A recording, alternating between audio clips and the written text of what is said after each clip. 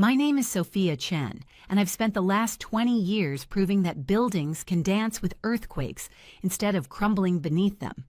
At 42, I run Chen and Associates from a converted warehouse in San Francisco's Mission District, where my team of 12 brilliant engineers design structures that can withstand nature's most violent tantrums.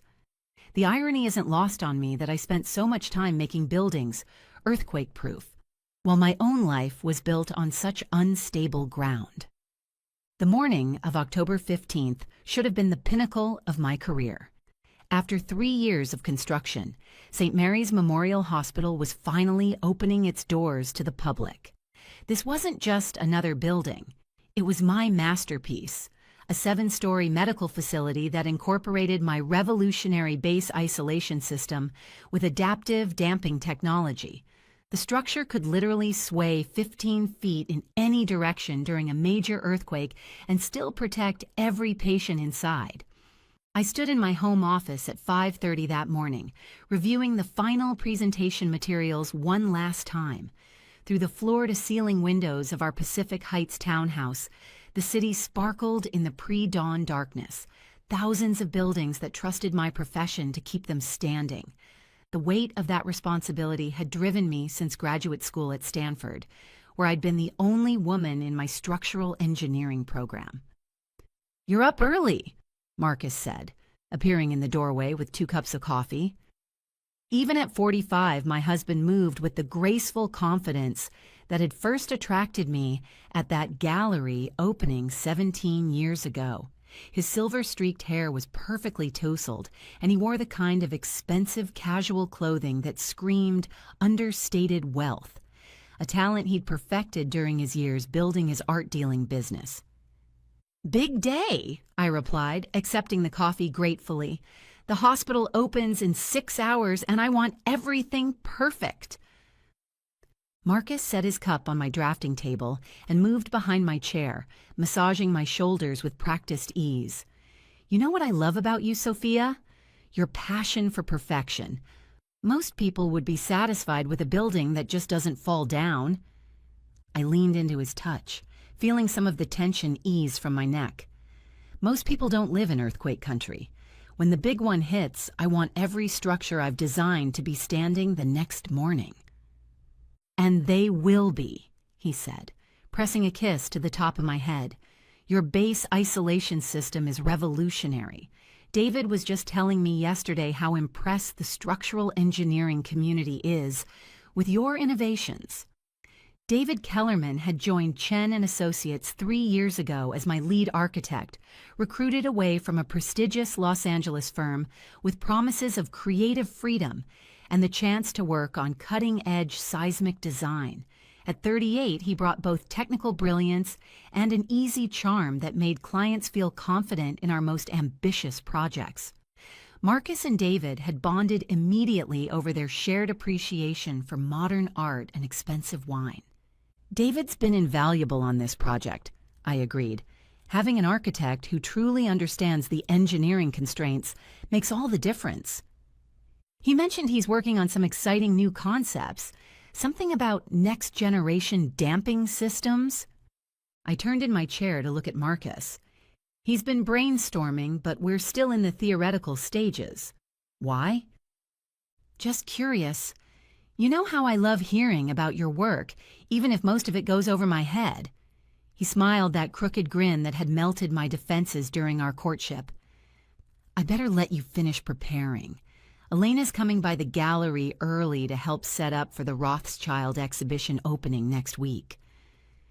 Elena Kellerman was David's younger sister, a striking brunette who'd moved to San Francisco 6 months ago to manage Marcus's gallery while pursuing her own artistic career.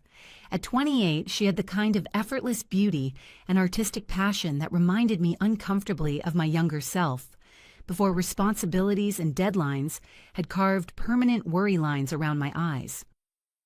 "Tell her I said hello," I called as Marcus headed downstairs, "and thank you for the coffee." "Anything for my brilliant wife," he replied, his voice already fading as he descended to the kitchen. I returned to my presentation, reviewing the technical specifications one final time. The hospital's base isolation system used a combination of lead rubber bearings and friction pendulum isolators that I'd spent 5 years perfecting.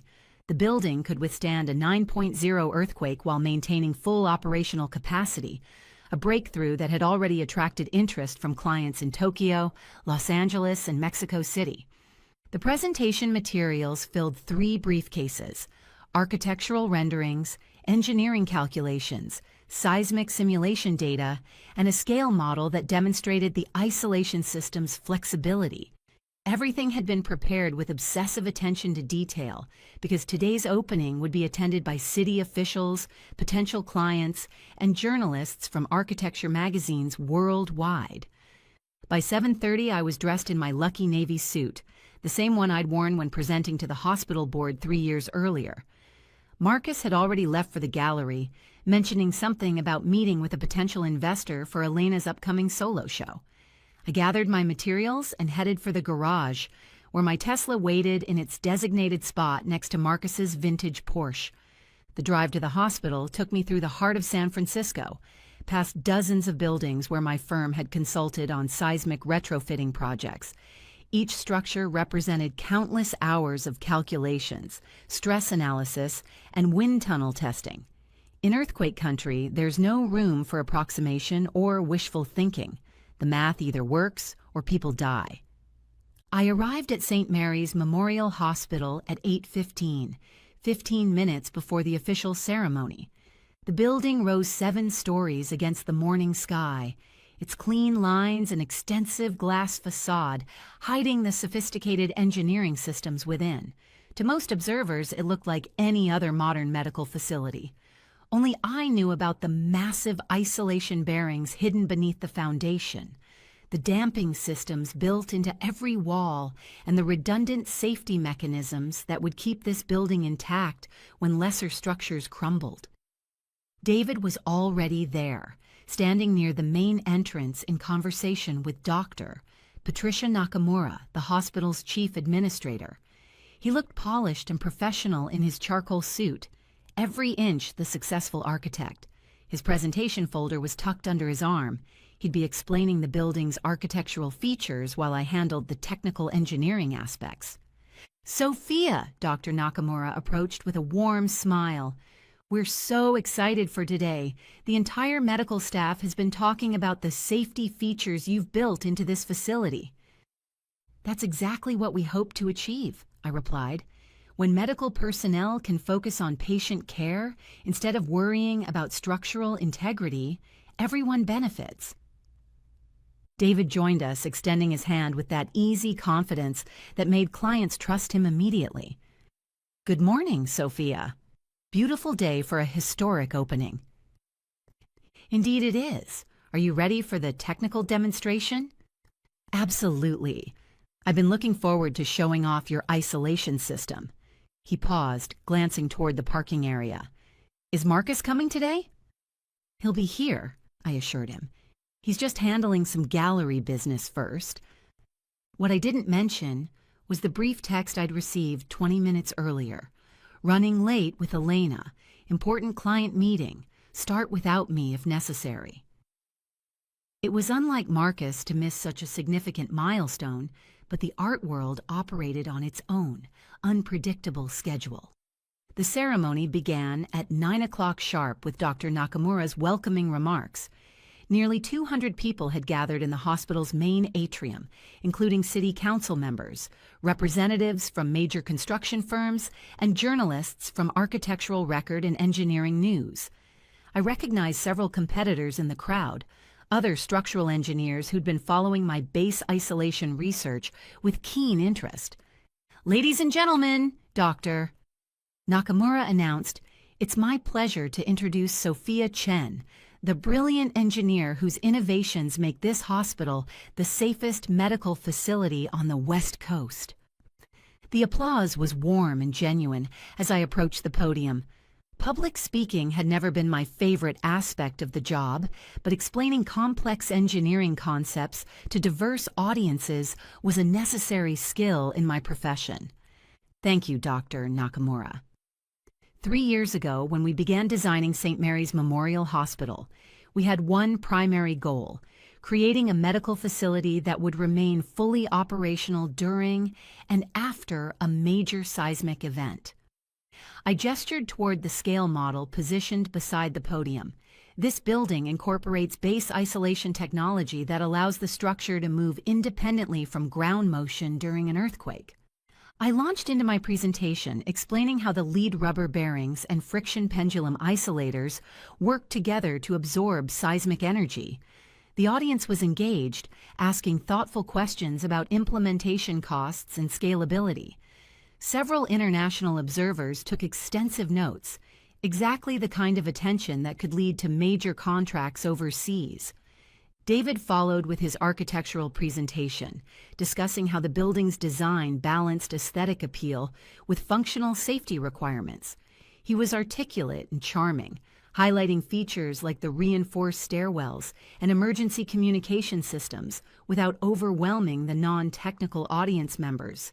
David concluded, "The collaboration between architectural vision and engineering innovation represents the future of earthquake-resistant construction.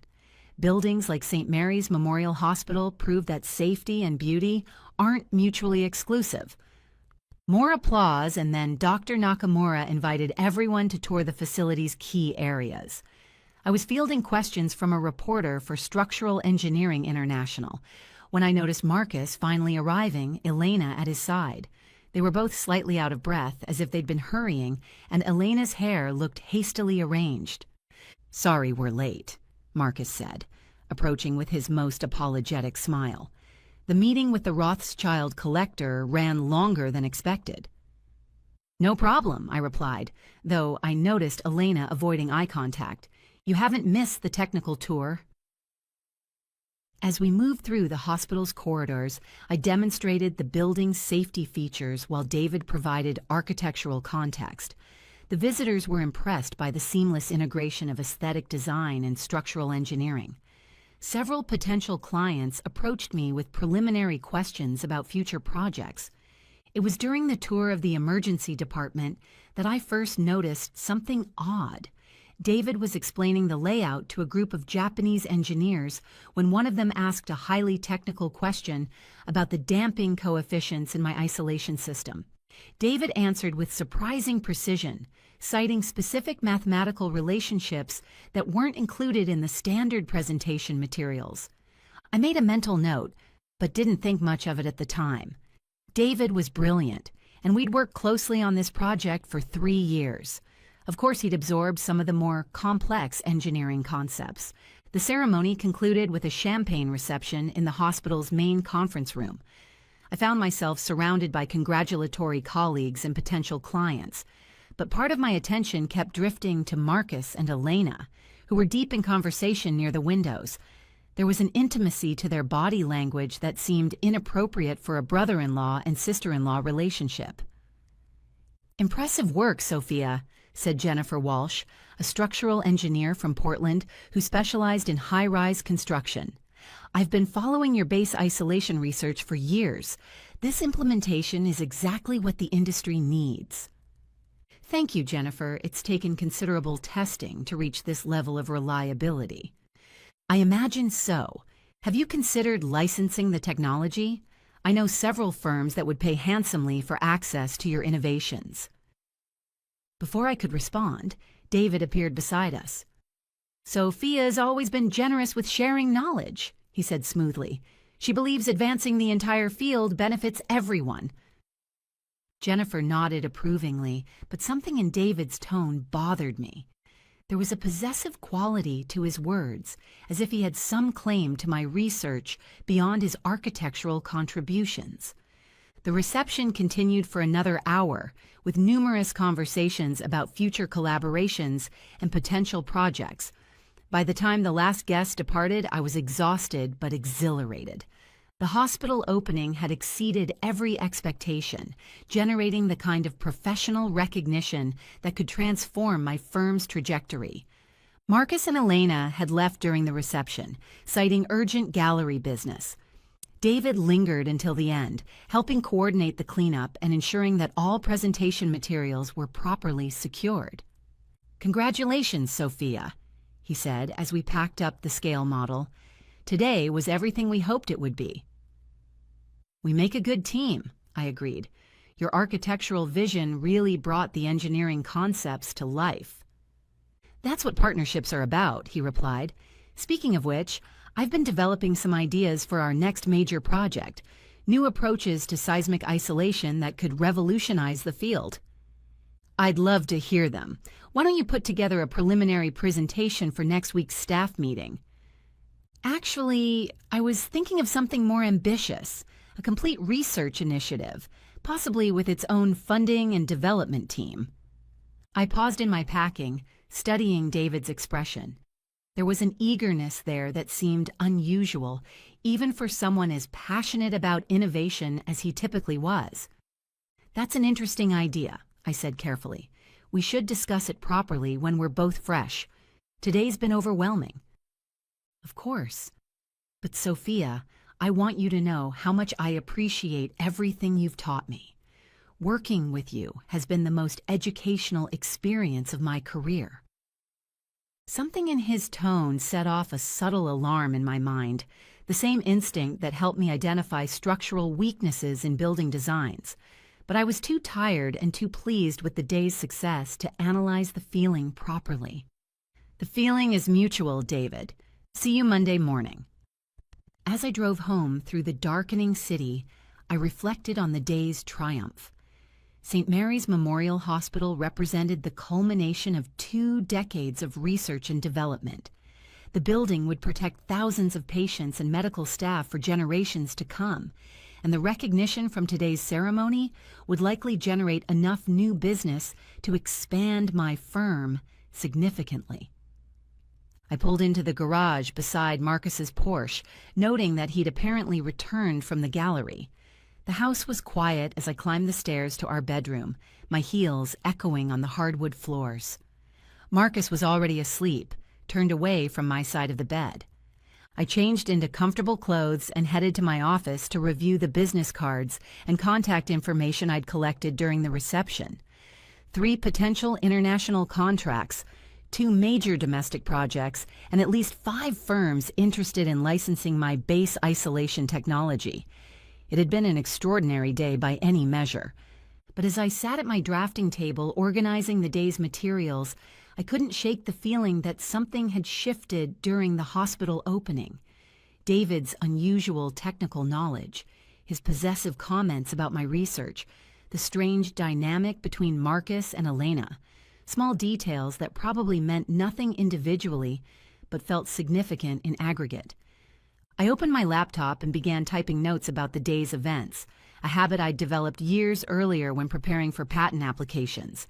Detailed documentation of innovations, conversations, and observations had always served me well in protecting my intellectual property and maintaining accurate project records. Outside my office windows, San Francisco glittered in the darkness, millions of people sleeping safely in buildings that trusted engineers like me to keep them standing. It was a responsibility I'd never taken lightly, and it had shaped every aspect of my professional life. What I couldn't have known, as I sat there documenting what I believed had been the greatest day of my career, was that the foundation of my personal life was already cracking beneath me. Like a building with hidden structural flaws, the damage had been accumulating for months, invisible to the naked eye but growing more dangerous with each passing day. Sometimes the most catastrophic failures begin with the smallest fractures, and sometimes those fractures are deliberately created by the people you trust most.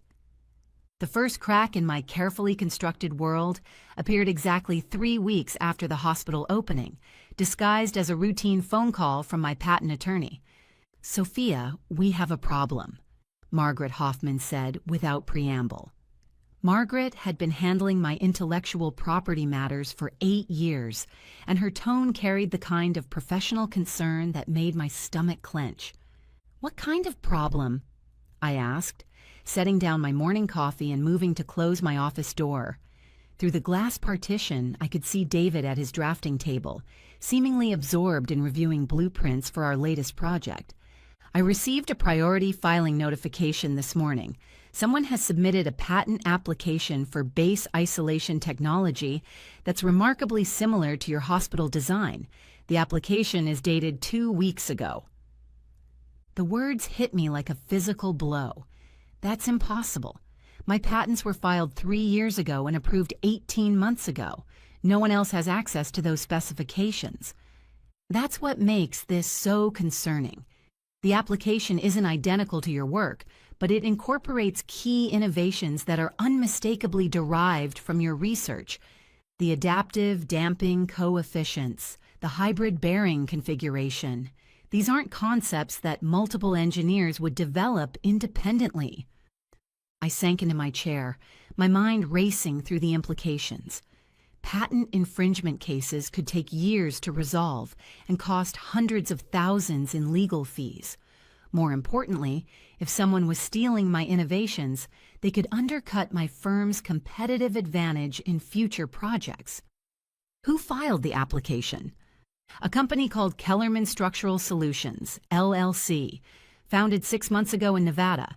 The primary inventor listed is David Kellerman. The name hit me like a seismic shock. For a moment, I couldn't process what Margaret was telling me. David Kellerman, my trusted lead architect, had filed patents based on my research. Sophia, are you there? I'm here, I managed, though my voice sounded distant to my own ears. Margaret, I need you to request the complete filing documents. Everything. Technical specifications, test data, supporting documentation. I'll have them by tomorrow morning. Sophia, there's something else. The address listed for Kellerman Structural Solutions is a commercial mailbox service, but the phone number traces to a San Francisco gallery called Reed Contemporary Art.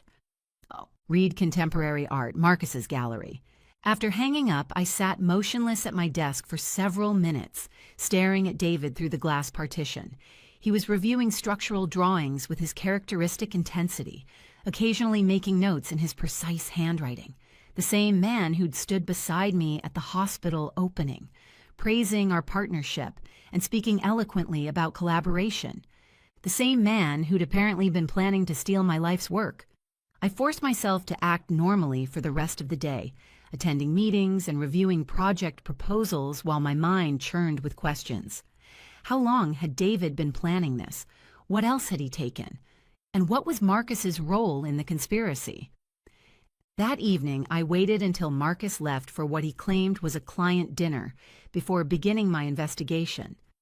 I started in his home office searching through files and documents with the methodical approach I used when analyzing structural failures. At first, everything appeared normal. Gallery correspondence, art appraisals, financial records for legitimate transactions. Then I found the folder hidden behind his filing cabinet marked KSS Development. Inside were dozens of photographs, all taken with a high-resolution camera. My technical drawings, research notes, prototype specifications, and even pages from my personal engineering journal. Some photos were date-stamped as early as 6 months ago. My hands shook as I flipped through image after image of my most sensitive work. These weren't casual snapshots. They were systematic documentation, photographed with careful attention to detail and lighting. Someone had spent considerable time and effort creating a comprehensive archive of my intellectual property. The final document in the folder was a business plan for Kellerman Structural Solutions, outlining a strategy to revolutionize seismic engineering through innovative base isolation technology. The plan projected revenues of $50 million within 3 years, built entirely on patents derived from my research. David's signature was on the last page, dated 3 days after the hospital opening, but there was a second signature that made my blood run cold. Elena Kellerman, listed as Chief Financial Officer. I photographed every document with my phone, then carefully returned the folder to its hiding place. As I restored Marcus's office to its original state, fragments of memory began connecting in devastating patterns. Marcus's detailed questions about my work, his friendship with David, Elena's convenient arrival in San Francisco just as the patent planning began. The betrayal wasn't random or opportunistic. It was calculated, methodical, and involved the two people I trusted most. Over the next week, I conducted my investigation with the same systematic approach I used for structural analysis. I hired a private investigator named Sarah Chen, no relation despite the shared surname, who specialized in corporate espionage cases. Sarah's background included 15 years with the FBI's white-collar crime division before opening her own firm. "The pattern you're describing suggests a sophisticated operation," Sarah told me during our initial meeting at her downtown office. "If your husband and employee have been planning this for months, there will be additional evidence. Financial records, communications, meeting logs. Conspiracies this complex always leave paper trails." Within days, Sarah's investigation revealed the scope of the betrayal. David and Elena had incorporated Kellerman Structural Solutions in Nevada, while maintaining a San Francisco address through Marcus's gallery. Marcus had provided startup funding through a series of art investments that were actually cash transfers to the new company. The three of them had been meeting regularly at expensive restaurants, supposedly to discuss Elena's artistic career, but actually to plan the theft of my intellectual property.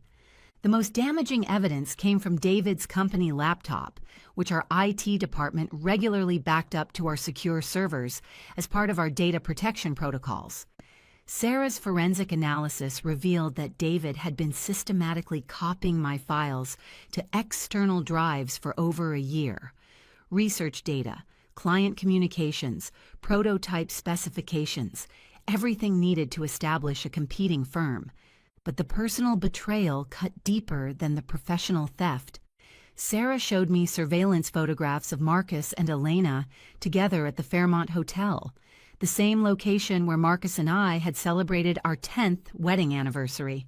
The timestamps showed they'd been meeting there regularly for months, often during hours when Marcus claimed to be at gallery events or client meetings.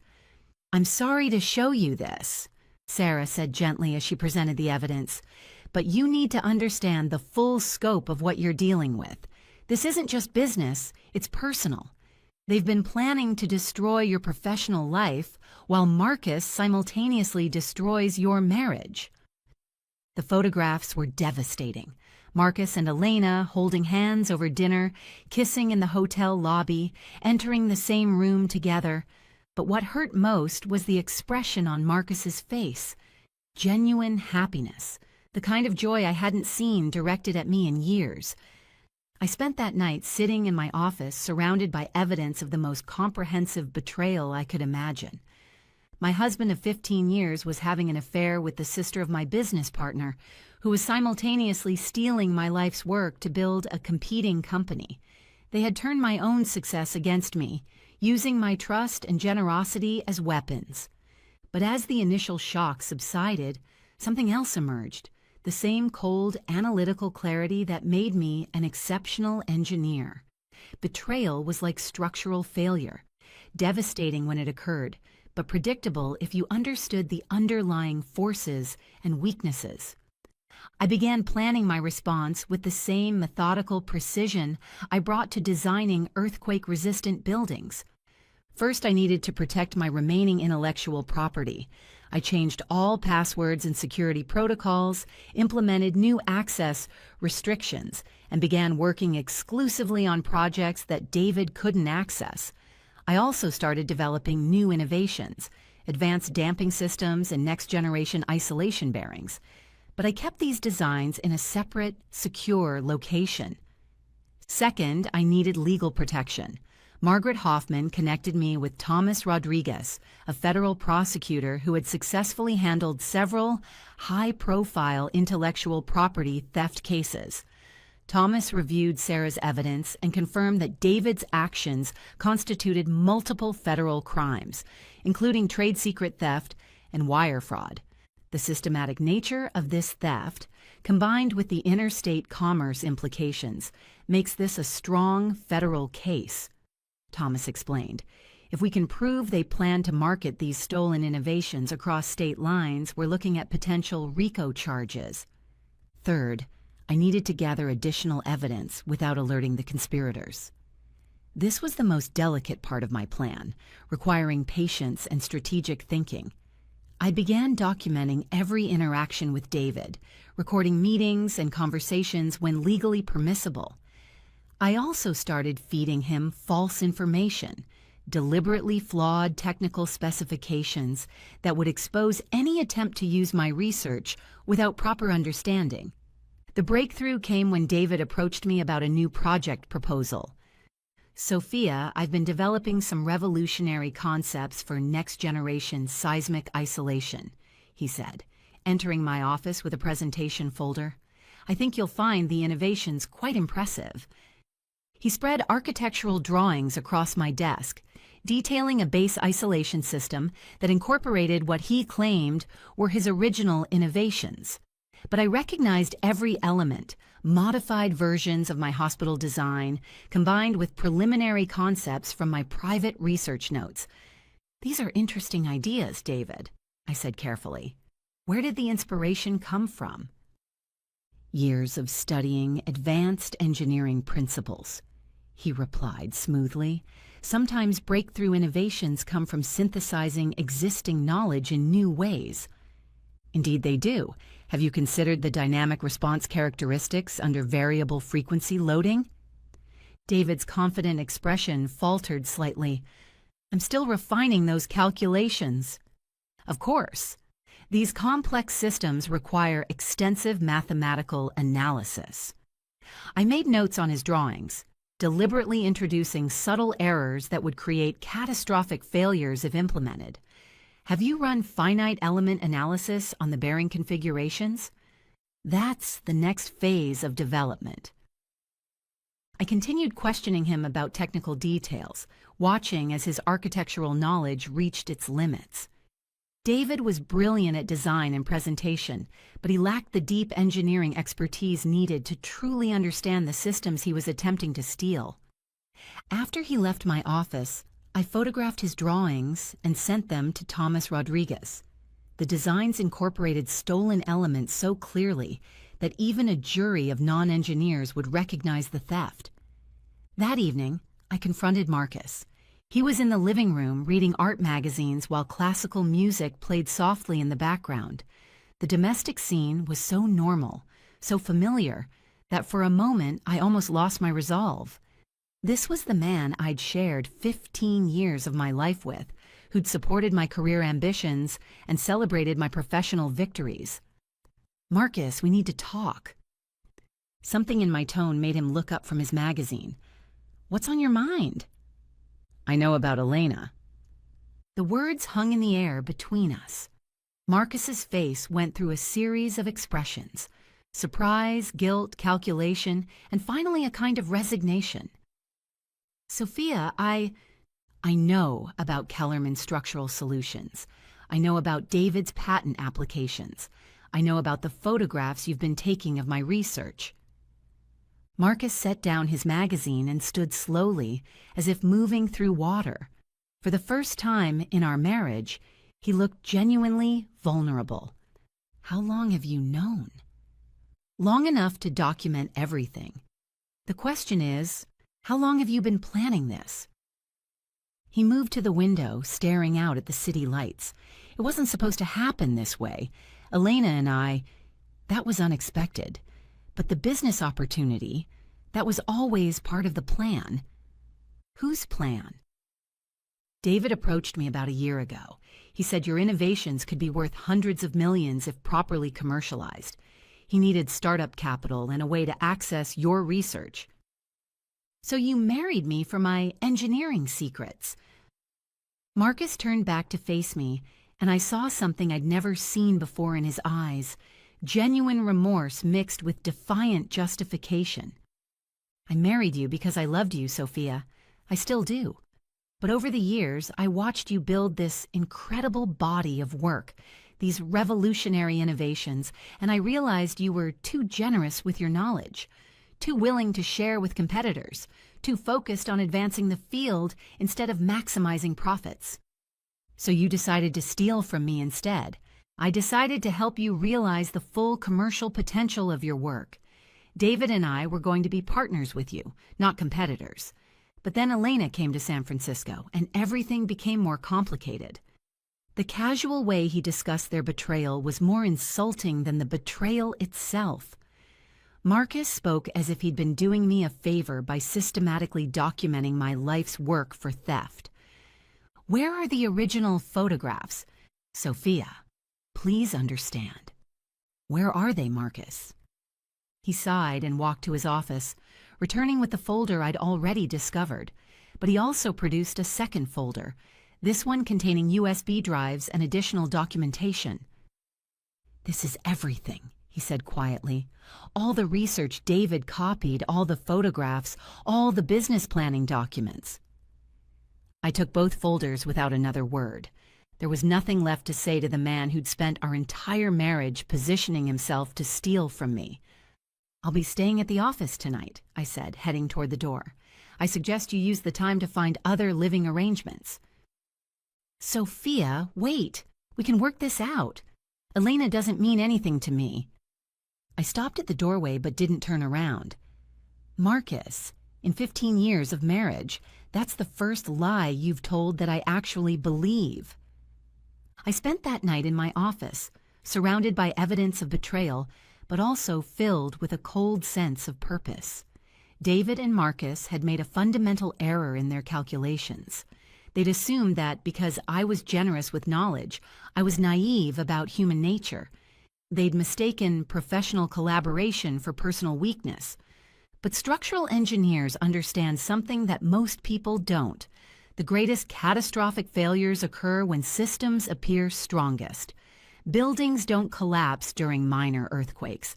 They fail during major seismic events that reveal hidden weaknesses and design flaws. David and Marcus had built their conspiracy on a foundation of deception and greed. Now it was time to subject their plans to the kind of stress test that would reveal every structural deficiency. Tomorrow, I would begin the systematic destruction of everything they'd worked to steal from me. And unlike the earthquakes I'd spent 20 years preparing for, this was one disaster they would never see coming.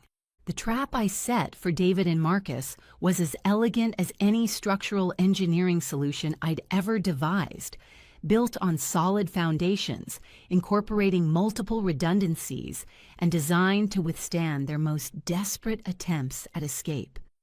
6 weeks after confronting Marcus, I received the call I'd been waiting for. Sophia, this is Dr. Elizabeth Morrison from Morrison Memorial Medical Center in Sacramento. The voice on my phone said with barely contained excitement.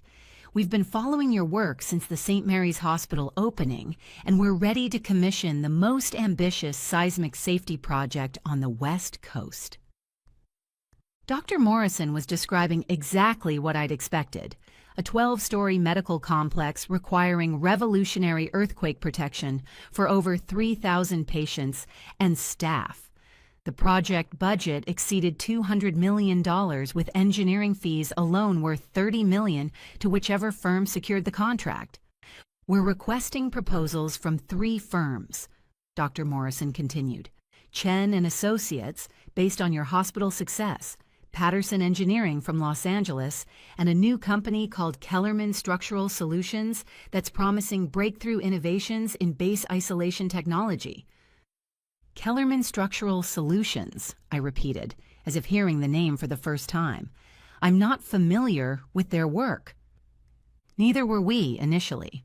But David Kellerman presented some remarkable concepts at last month's Seismic Engineering Conference. His adaptive damping systems are apparently revolutionary, derived from years of advanced research in dynamic response theory. I smiled grimly.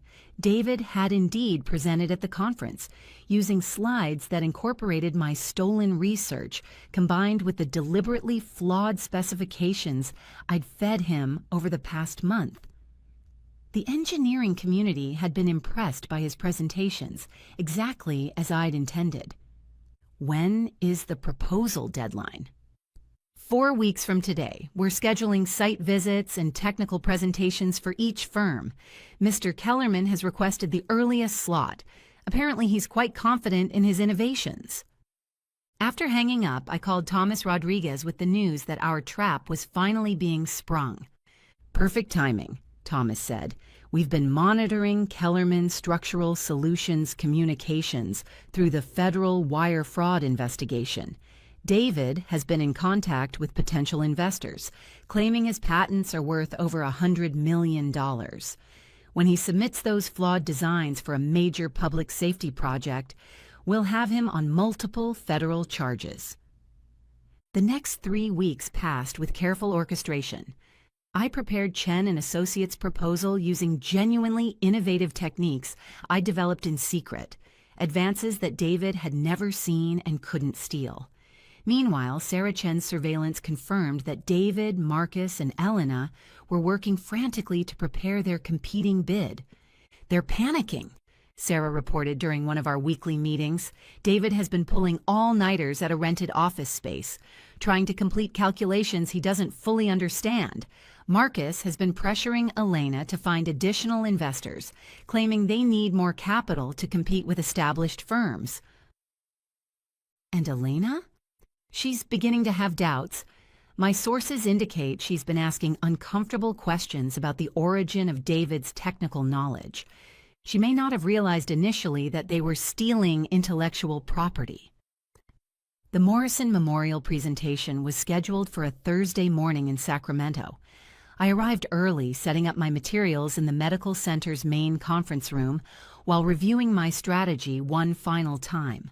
Dr. Morrison would be joined by the hospital board, city officials, and independent engineering consultants who would evaluate each proposal's technical merit and safety implications. At exactly 9 o'clock, David entered the conference room with Elena at his side. He looked confident and polished in his expensive suit, carrying presentation materials that I knew contained stolen elements mixed with fatally flawed calculations. Elena appeared nervous, avoiding eye contact with the other attendees. "Good morning, Sophia," David said with his characteristic charm.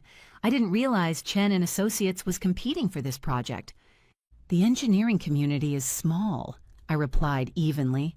"I'm looking forward to seeing your innovations." David's presentation began smoothly.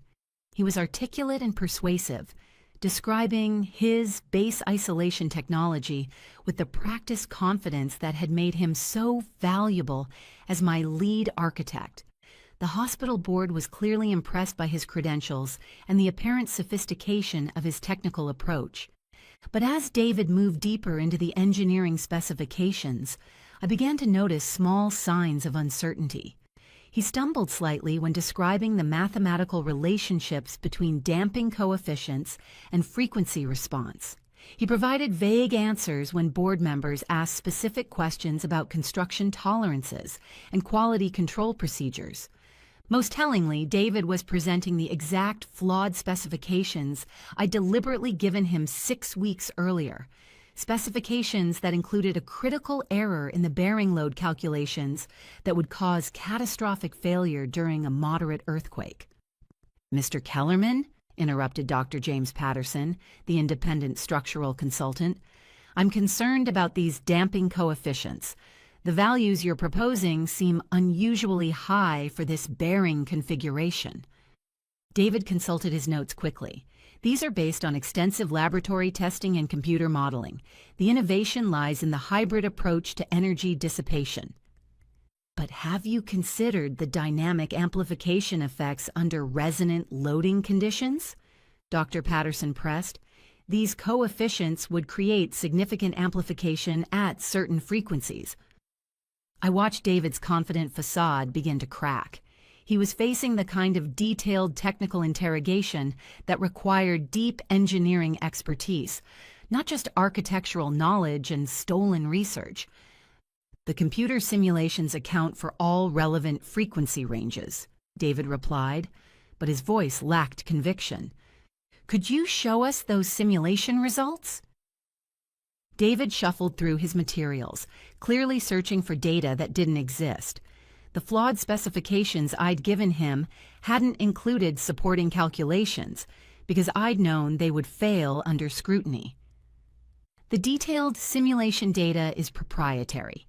Elena interjected suddenly.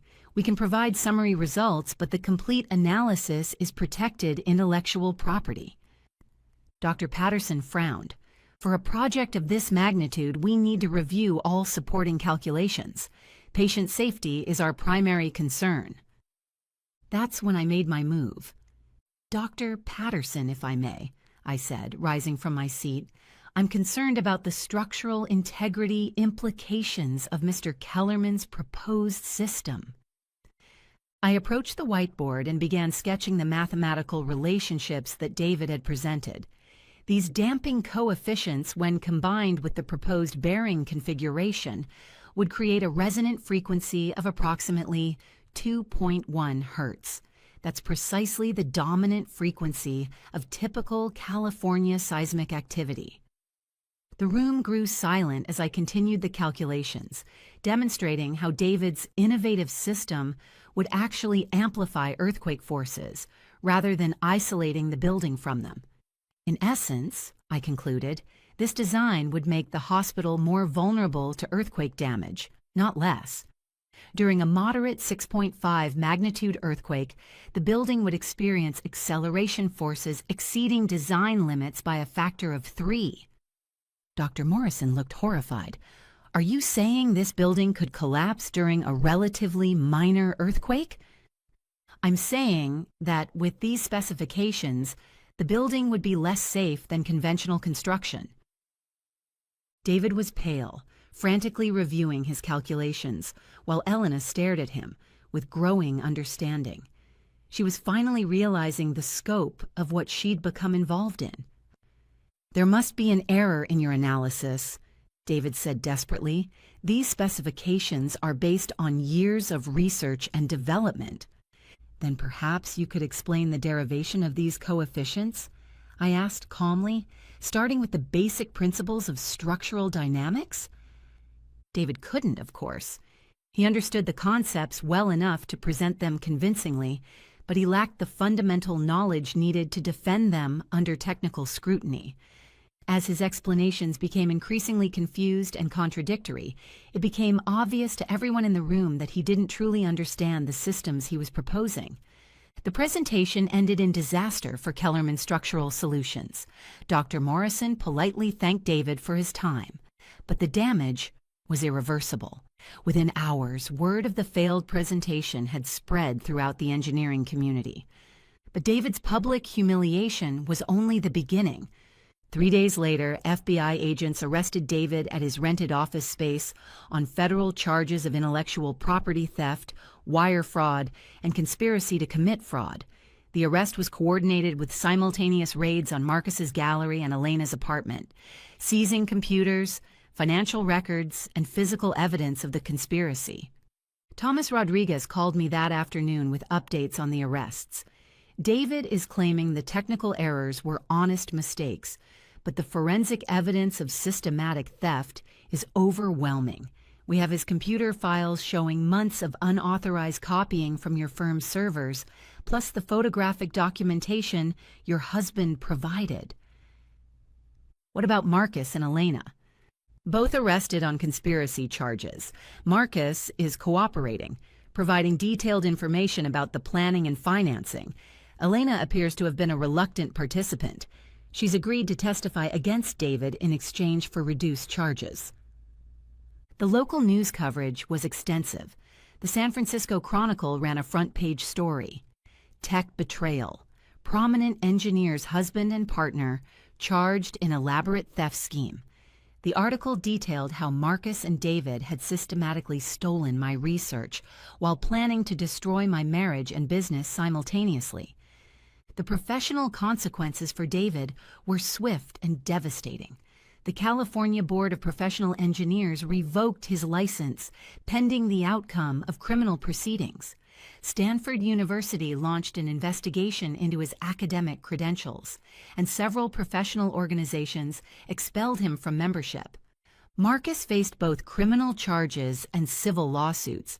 The gallery was forced into bankruptcy when clients discovered that Elena's art investments were actually money laundering for stolen intellectual property. Marcus lost his professional reputation, his business, and most of his personal assets to legal fees and restitution payments. But perhaps the most satisfying moment came 6 weeks later, when I received a personal visit from Elena. She appeared at my office on a rainy Tuesday morning, looking exhausted and years older than when I'd first met her. Her designer clothes had been replaced by simple, inexpensive attire, and her confident, artistic demeanor was gone. "Sophia, I need to apologize," she said quietly. "I know it doesn't change anything, but I need you to understand that I never realized the full scope of what David and Marcus were planning." I gestured for her to sit, curious about what she had to say. "When David first approached me about the business opportunity, he told me it was based on collaborative research you'd all worked on together. He said you were too focused on academic recognition to pursue commercial applications properly." "And you believed him?" Elena's eyes filled with tears. I wanted to believe him.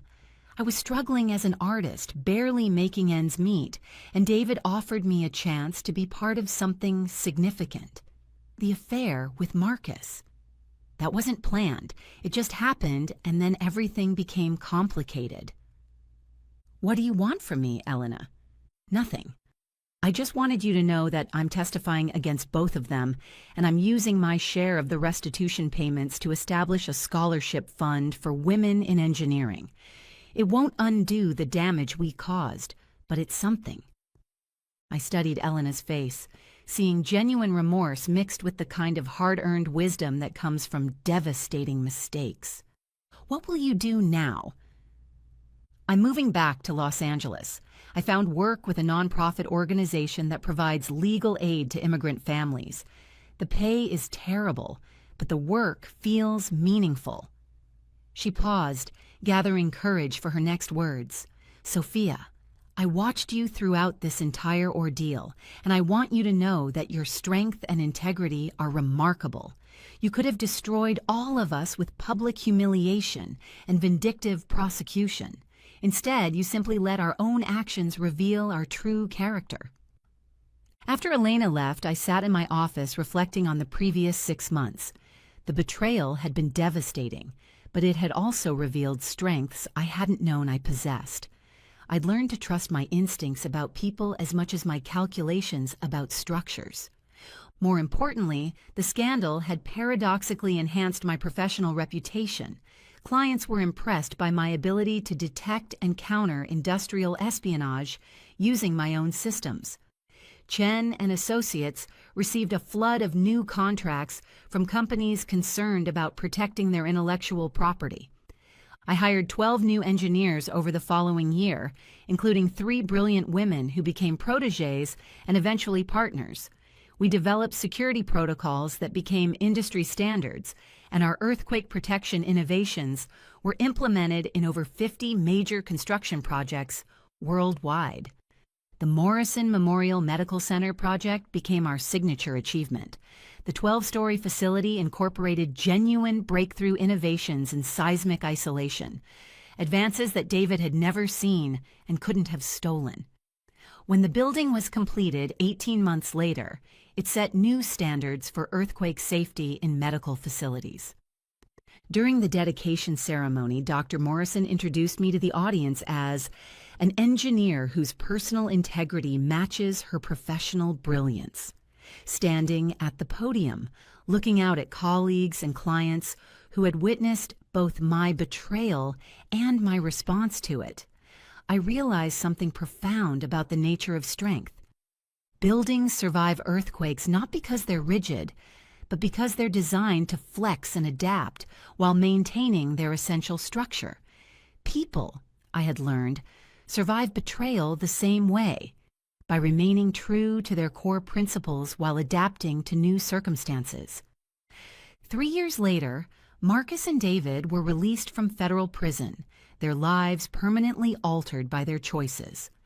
Marcus attempted to contact me several times, seeking forgiveness or perhaps just closure. I never responded. Some fractures in the foundation are too deep to repair, and some relationships are too damaged to rebuild safely. David disappeared from the engineering community entirely, his reputation destroyed, and his professional credentials permanently revoked. The last I heard, he was working construction in Nevada, a cautionary tale told in engineering schools about the consequences of intellectual property theft. Elena kept her promise about the scholarship fund, which has now provided educational support to over 30 young women pursuing careers in structural engineering. She sends me annual reports about the recipients' achievements, and I've been quietly proud to see several of them join respected engineering firms throughout the West Coast. Chen and Associates continues to grow and innovate.